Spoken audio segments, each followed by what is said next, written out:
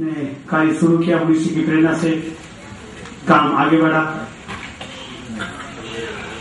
भाई सुरेश दत्त ने बहुत ही प्रयास किया अपने अध्यक्ष काल में कि इसे संपन्न किया जाए, लेकिन जैसा कि मैंने कहा कि जब नियति का योग होता है उसी समय वह पूरा होता है।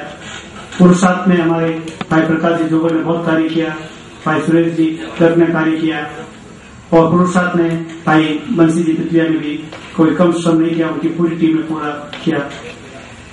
नियति को यह मंजूर था कि आज जब भाई बंसी लाल तितलिया का अपना 1 वर्षीय संयुक्त अध्यक्ष का कार्यकाल संपन्न होने जा रहा है, उसी दिन इस निर्देशिका का लोकार्पण मुनिशी के सानिध्य में हुआ है।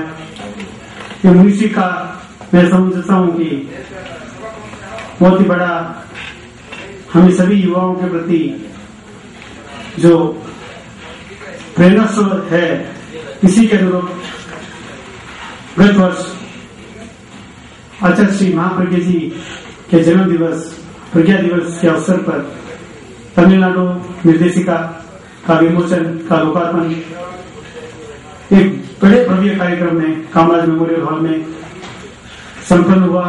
मुनिश्री जिनेश कुमार जी एवं मुनिश्री रमेश कुमार जी के सानिध्य में, और 1 वर्ष के भीतर ही इस बड़े महानगर में फिर वापस इसका लोकार्पण हो रहा है। तो जब जिनका बोलते हैं कि तमिल भाषा में कहते हैं कि जिनकी राशि होती है उसी के राशि के अनुरूप कार्य हो जाता है। तो जो हमारा आपका में सानिध्य प्राप्त हो रहा है वह एक पारसमणि के अनुरूप है, उसी के अनुसार ये कार्य संपन्न हो रहा है। आज से करीब 3 माह पूर्व की मैं बात करूं तो भी यह संभव नहीं था कि बेंगलोर की निर्देशिका हमारे समक्ष आएगी, लेकिन भाई बंसी जी तितलिया ने इसे जिस धूम के साथ इसको पकड़ा और उन्होंने ये इसे कर बताया कि अगर जैसे भाई प्रकाश जोगर ने अपना कार्य शुरू किया, उसी में उसका अंतिम रूप देने के लिए भाई बंसीलाल तितलिया ने अपनी पूरी टीम के साथ में श्रम किया। मैं उनको बधाई देता हूं, उनके प्रति आभार ज्ञापित करता हूं। करीब 3000 परिवारों की निर्देशिका वेबसाइट का लॉन्च तथा उसके साथ ही पॉकेट डायरी का लॉन्च एक साथ में हुआ है। जरूर उपस्थिति को देखकर थोड़ा निराशा अवश्य होती है, जैसा कि मुनिशी ने फरमाया कि हम सब अर्ज करते हैं मुनिशी को कि आप घर पधारें, और फिर उसके बाद में हमारा दायित्व वहीं संपन्न हो जाता है।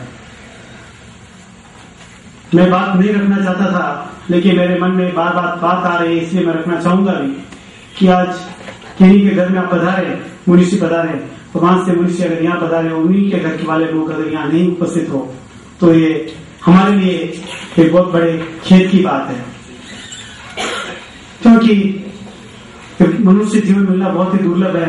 उसमें चारित्रात्माओं का सानिध्य प्राप्त होना, और हमारे अगर घर में अगर कोई साधु साध्वी विराजते हैं और अगर हम उनके साथ में उनके रस्ते की सेवा नहीं करते हैं तो एक बहुत बड़ा सोचने का विषय है। मैं इसको ज्यादा नहीं करना चाहूंगा। अगर हमारे परिवार में अगर कोई हमारा जमाई हमारे घर आ जाता है, हमारा मेहमान कहीं भी घर आ जाता है, तो क्या हम आधे रस्ते में उनको छोड़ देते हैं? उनके पीछे 3 दिन 4 दिन 5 दिन लगा लेते हैं। लेकिन जब कोई चारित्र आत्माएं बड़ी मुश्किल से 1 साल में 1 दिन 2 दिन हमारे प्रवास स्थल पर पधारते हैं, तो क्या है हमारा दायित्व नहीं बनता कि हम इसको अपना पूरा समर्पण लगाए? भाइयों, ये हमारे प्रत्येक व्यक्ति को सोचने की बात है।